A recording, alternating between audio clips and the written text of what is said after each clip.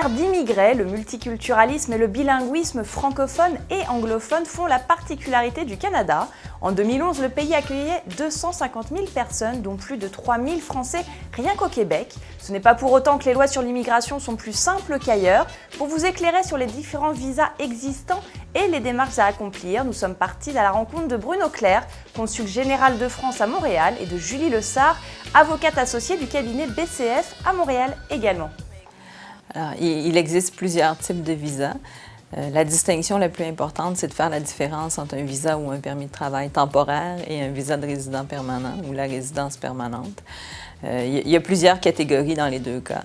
Alors, les permis de travail vont être émis parfois dans le cadre des accords jeunesse, parfois dans le cadre d'une entreprise qui a une offre d'emploi pour un travailleur étranger, alors que la résidence permanente va se baser plus sur les qualités personnelles des individus et sur leur chance de s'intégrer dans le marché local de l'emploi. Et les règles en matière de visa de résident permanent ne s'allègent pas, bien au contraire. Le gouvernement a ainsi décidé en 2012 de mieux contrôler les demandes d'admissibilité pour une immigration au Québec, afin de permettre une meilleure intégration des immigrés, mais aussi une meilleure prise en charge des demandes toujours plus nombreuses. Le Québec n'est pas l'Eldorado dont il peut avoir parfois l'image en France. C'est une expatriation qui se prépare et pour cela, nous encourageons vivement les compatriotes, avant leur départ de France pour le Québec, à bien se renseigner auprès de la délégation générale du Québec et de l'ambassade du Canada à Paris sur les modalités d'arrivée ici.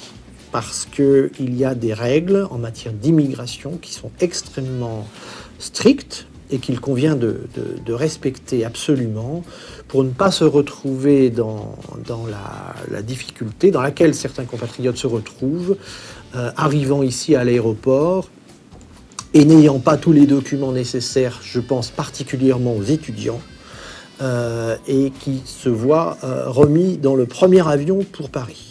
Alors, on va avoir besoin de l'historique au niveau de l'éducation, de l'historique d'emploi, mais de manière très précise, avec des dates, des descriptions de postes, des noms, des adresses d'employeurs, les adresses où les gens ont résidé. Beaucoup de questions sur la vie personnelle, évidemment. Alors, tous les pays où on a voyagé, ça va permettre aux autorités de déterminer où on doit faire des enquêtes de sécurité. Mais il y a aussi l'exigence des tests de langue. Même si on a étudié en français, aujourd'hui, les tests de langue sont nécessaires dans plusieurs catégories de visas. Depuis avril 2012, des tests de langue, notamment en français, sont obligatoires pour toute demande de visa de résident permanent au Québec. Pour faciliter votre admission, veillez également à cibler des domaines d'activité recherchés au Québec, aéronautique, chimie, santé. Une demande qui ne serait pas en phase avec la liste de métiers établie par le gouvernement du Québec se verrait ainsi refusée. Pour le vérifier, un site internet www.domaineprivilégié.com. Vous l'aurez compris, il faudra vous armer de patience pour obtenir le précieux sésame. Le temps varie beaucoup, alors c'est une notion très variable. Si on regarde au niveau des visas temporaires ou des permis de travail, ça peut varier entre plus ou moins 5 à 10 jours et 4 mois, en fonction des différentes catégories. Encore là, le Québec a mis de l'avant un programme où les secteurs où on vit une pénurie, les demandes vont être traitées plus rapidement dans ces secteurs-là.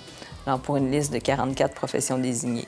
Si on ne fait pas partie de ces professions-là, alors là, on vit avec les délais normaux qui sont plus d'une dizaine de semaines. Au niveau des visas permanents ou de la résidence permanente, il y a plusieurs programmes différents qui existent et en fonction des programmes utilisés, les délais vont varier à l'heure actuelle entre 9 et 18 mois.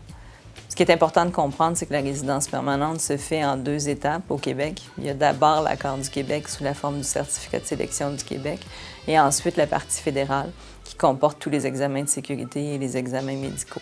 En clair, le Canada accueille à bras ouverts les immigrants et offre de multiples possibilités d'emploi, mais qui méritent tout de même une bonne information avant le départ.